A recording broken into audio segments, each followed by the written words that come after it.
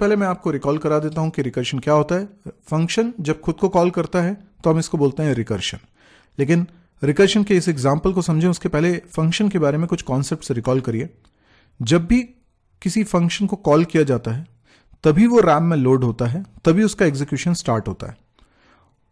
हर बार जितनी बार भी कोई फंक्शन कॉल होगा उतनी बार वो रैम में लोड होगा। यानी अगर एक फंक्शन 10 बार कॉल हो रहा है तो 10 बार वो रैम में आएगा। हर बार कोई फंक्शन जब अपना कोड कंप्लीट कर लेता है, या तो उसकी सारी लाइंस एग्जीक्यूट हो गई हैं या उस फंक्शन के अंदर कोई रिटर्न कीवर्ड लिखा था वो चल गया है, तो हम कहेंगे कि वो फंक्शन का काम खत्म हो गया है। और जैसे ही फंक्शन का काम खत्म हो गया है, कंट्रोल रिटर्न होकर एग्जैक्टली वहीं जाता है जहां से फंक्शन कॉल हुआ था। अब ये सारी बातें हम लोगों ने रिकॉल करी हैं जो कि फंक्शंस की हैं। इसकी जरूरत हमें रिकर्शन के कॉन्सेप्ट को समझते वक्त पड़ेगी। तो चलिए मैं एक छोटा सा प्रोग्राम बनाता हूं। यहां पर हम एक छोटा सा प्रोग्राम बनाएंगे और ये प्रोग्राम क्या कर रहा है अभी उस पर फोकस करने की बजाय हम रिकर्शन के टेक्निकल कॉन्सेप्ट्स को समझने की कोशिश करेंगे कि ये क्या होता है और कैसे काम करता है। तो चलिए मैं यहां पर आपसे कुछ सवाल भी पूछता रहूंगा, जरा आप इन्वॉल्व होकर मेरे इस कोड को देखिएगा। यहां पर मैंने मेन फंक्शन बनाया है और मेन फंक्शन के अंदर मैं बना रहा हूं एक वेरिएबल के। तो देखिए अब मैं इसके आगे एक वेरिएबल जो के बनाया है उसमें असाइन करवाता हूं। एक फंक्शन बना लेते हैं फन जिसको मैं कॉल कर रहा हूं और उसमें कुछ वैल्यू पास कर लेते हैं लाइक 3। ठीक है, और उसके बाद मैंने प्रिंटफ लिख दिया और प्रिंटफ में लिखा हो के इक्वल्स टू %d। ठीक है, और के की वैल्यू प्रिंट करा देता हूं। सिंपल सा कोड है और कुछ खास नहीं है इसमें। फाइन, ओके, गेट ch आपको लगाना है, आप लगा सकते हो। नाउ व्हाट, क्या यहां कहीं रिकर्शन हो रहा है? नहीं, रिकर्शन नहीं हो रहा है क्योंकि हमने अभी एक ही फंक्शन बनाया दैट इज मेन, और मेन फंक्शन ने मेन को यानी खुद को कॉल नहीं करा है, इसलिए रिकर्शन नहीं हो रहा है। लेकिन अभी मुझे एक और फंक्शन यहां पे डिफाइन करना है दैट इज फन। और देखिए फन फंक्शन को मैं डिफाइन कर रहा हूं। यहां पर मैंने फंक्शन को किस नेचर का बनाया, 4 तरीके से हम फंक्शन को डिफाइन कर सकते हैं। ये कौन सा नेचर है? ये है टेक समथिंग रिटर्न्स समथिंग, क्योंकि टेक समथिंग यानी पैरेंथेसिस भी भरे हुए हैं और रिटर्न समथिंग में वॉइड नहीं लिखा है, इंट लिखा है, यानी इन टाइप की वैल्यू रिटर्न करेगा। ओके, अभी मैं यहां पर एक वेरिएबल और बना लेता हूं, कुछ भी नाम रख लेते हैं लाइक s। ओके, और इफ यहां पे लिख देता हूं if n equals to 1 return 1। ठीक, और क्या लिख दूं? s assign n plus fun n-1। ठीक है, रिटर्न s। That's it. ये मेरा पूरा फंक्शन बनके तैयार हो चुका है। आप कहेंगे कि इसका डिक्लेरेशन भी करना पड़ेगा। ठीक है, चलिए डिक्लेरेशन भी कर देता हूं मैं। यहां पर डिक्लेरेशन कैसे होगा? Int fun int n। ठीक है, फाइन, ये हमारा प्रोग्राम बनके तैयार हो चुका है। अब मैं इसी प्रोग्राम को एक्सप्लेन करने वाला हूं। तो देखिए, कोई भी प्रोग्राम जब स्टार्ट होता है तो पूरे प्रोग्राम को एक साथ मेमोरी नहीं मिलती। जैसे जैसे फंक्शन कॉल होते जाते हैं वैसे वैसे मेमोरी मिलती है। तो क्या होने वाला है, जैसे ही प्रोग्राम स्टार्ट होगा रैम में मेन फंक्शन लोड हो जाएगा। तो मैं क्या कर रहा हूं यहां पे, देखिए मैं डायग्राम से आपको बना के समझाने की कोशिश कर रहा हूं। अभी आपको समझ में आएगा, मैं डायग्राम बना लूं। ओके, ठीक है, और ये है के वेरिएबल। फाइन, ये इस तरीके से बना लेता हूं। ओके, यानी कि जैसे ही आपने प्रोग्राम स्टार्ट किया मेन फंक्शन को कुछ मेमोरी मिल जाती है। अब किसी भी फंक्शन को जब मेमोरी मिलती है तो किस चीज के लिए मिलती है? जैसे यहां पर ये मेन फंक्शन को मेमोरी मिल गई है रैम में। तो जो बात मैंने आपसे कही थी कि जब भी कोई फंक्शन कॉल होता है, अब हम प्रोग्राम स्टार्ट कर रहे हैं तो सबसे पहले मेन फंक्शन कॉल होता है। तो जब भी कोई फंक्शन कॉल होता है वैसे ही वो रैम में लोड हो जाता है। तो ये रैम में लोड हो गया। और रैम में क्यों मेमोरी मिलती है उसे? एक तो जितने वेरिएबल्स आपने उस फंक्शन के अंदर बनाए होते हैं उसके लिए, और दूसरा जो इंस्ट्रक्शंस आपने लिखी होती हैं, एक्शन स्टेटमेंट्स लिखे होते हैं उसके लिए। तो अभी 2 ही एक्शन स्टेटमेंट्स इसमें हैं, इसलिए ये वाली चीज इसके अंदर आ गई। अब आप देखिए कि मेन फंक्शन का कोड एग्जीक्यूट हो रहा होगा और उसकी पहली लाइन चल रही होगी। आप इसी बॉक्स में देखिए, यहां पे लिखा है के असाइन फन 3, यानी कि फन फंक्शन को कर दिया गया है कॉल। अच्छा, फन फंक्शन कॉल हो गया है तो फन फंक्शन को मेमोरी मिलने वाली है। चलिए, तो मैं इस पोर्शन को भी यहां से कॉपी कर लेता हूं और यहां पे पेस्ट कर देता हूं। ठीक है, ओके। और इसमें कितने वेरिएबल्स बन रहे हैं आप देखिए, फन फंक्शन के अंदर कितने वेरिएबल्स बन रहे हैं टोटल, 1 या 2? यहां पर 2 वेरिएबल्स बन रहे हैं। ध्यान से देखिए आप, 2 वेरिएबल्स। पहला वेरिएबल कौन सा है? n, ये n वेरिएबल। और दूसरा वेरिएबल कौन सा है? दूसरा वेरिएबल है s। तो इस तरीके से इसके अंदर 2 वेरिएबल बन रहे हैं। तो ये इसको मेमोरी मिल गई।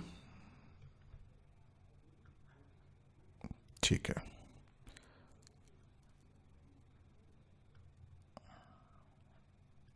Okay. Now what is the name of this function? Fun. तो ये हो गया int fun int n। Got it,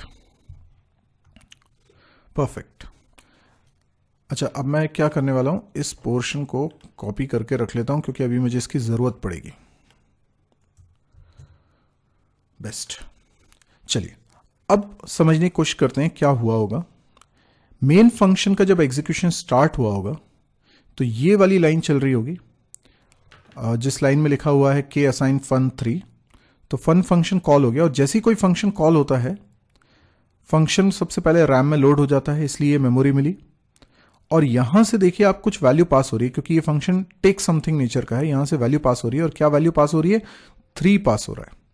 और ये 3 पास होके किस में जा रहा है? n में जा रहा है। इसका मतलब इसके n में आ चुका है 3। Got it. अब इस फंक्शन की कोडिंग चल रही है। तो मेन फंक्शन को जो मेमोरी मिली थी वो अभी मिली रहेगी, क्योंकि उसका काम अभी चल रहा है, वो पेंडिंग स्टेट में है। अभी फन फंक्शन अपना काम कंप्लीट करे तब तो मेन की ये वाली लाइन कंप्लीट होगी, के असाइन फन 3। तो ठीक है, फन फंक्शन अपना काम करके जो कुछ भी रिटर्न करेगा वो फन 3 की जगह पर आ जाएगा, और तब जाके के में असाइन होगा, फिर के की वैल्यू प्रिंट होगी। पर अभी फन फंक्शन की कोडिंग चल रही है। If n equals to 1, n मतलब हर फंक्शन अपनी ही मेमोरी को यूज कर सकता है। फन फंक्शन के अंदर 2 वेरिएबल्स बने हैं, n और s, तो वो केवल अपने ही वेरिएबल्स को एक्सेस कर रहा है, और n में वो देख रहा है कि 3 है। ओके, तो n इक्वल्स टू 1 फॉल्स हो गया, इसलिए रिटर्न 1 नहीं चलेगा। आप देखिए, इफ की बॉडी मैंने करली ब्रैकेट से नहीं बनाई है, इसका मतलब केवल रिटर्न 1 इफ की बॉडी में है। तो इफ की बॉडी नहीं चलेगी। उसके बाद क्या लिखा है? s assign n plus fun n minus 1। Okay, यहां पर आप देखिए एक बार फिर फन फंक्शन कॉल हो गया। इसका मतलब एक बार फिर से फन फंक्शन को मिलेगी मेमोरी। मैंने आपसे कहा था कि जितनी बार फंक्शन कॉल होता है उतनी बार वो रैम में आता है, तो इसमें आपको कोई ताज्जुब नहीं होना चाहिए। ये एक बार फिर रैम में आ गया है।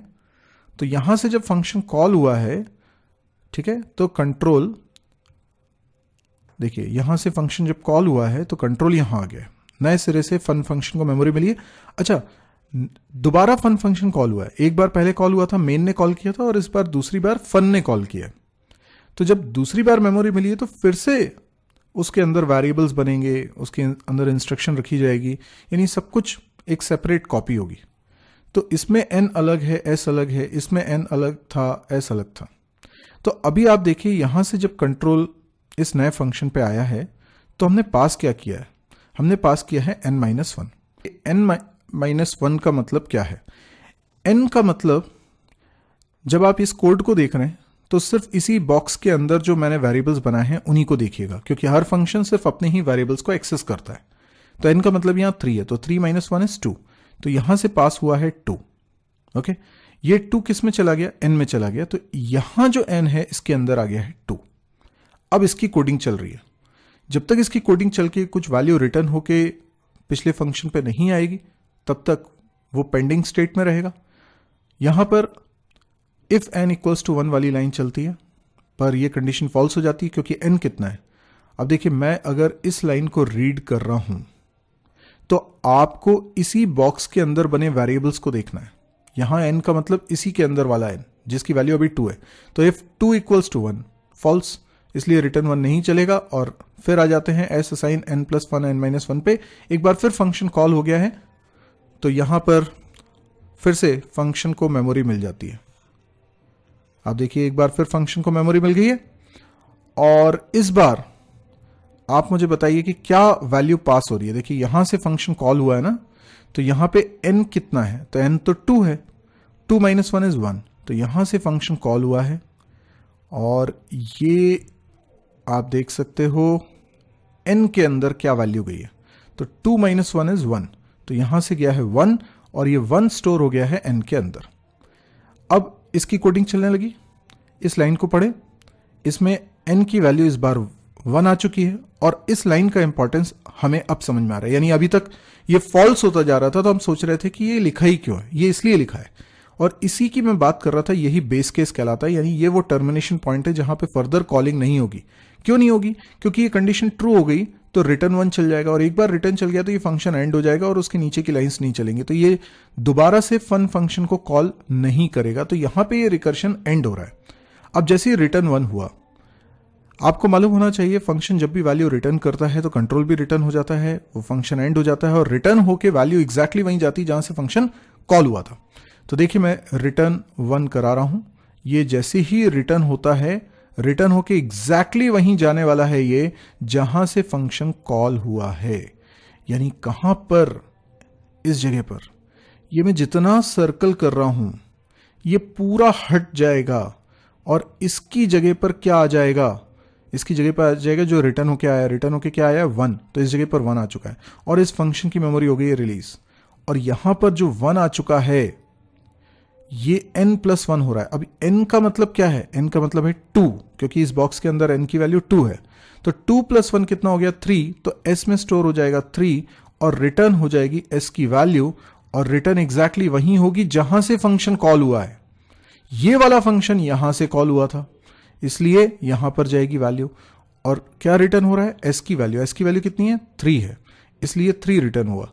और ये जो मैं सर्कल कर रहा हूं ये चीज रिप्लेस हो जाने वाली है किससे? 3 से। तो इस जगह पर आ गया 3 और n+3 अब चलेगा। ये तो फंक्शन की मेमोरी रिलीज हो गई जैसे ही रिटर्न हुआ था। अब n+3, n कितना है? n है 3, 3 + 3 कितना हो गया? 6, तो s में चला जाएगा 6। ये s की वैल्यू रिटर्न होके जा रही है, आप देखिए एग्जैक्टली रिटर्न होके वहीं जाएगी जहां से फंक्शन कॉल हुआ था। यानी कि इस जगह पर क्या आ जाएगा? इस जगह पर आ जाएगा 6। यस, यहां से 6 रिटर्न हुआ था ना s की वैल्यू, और इस फंक्शन की मेमोरी रिलीज हो गई थी।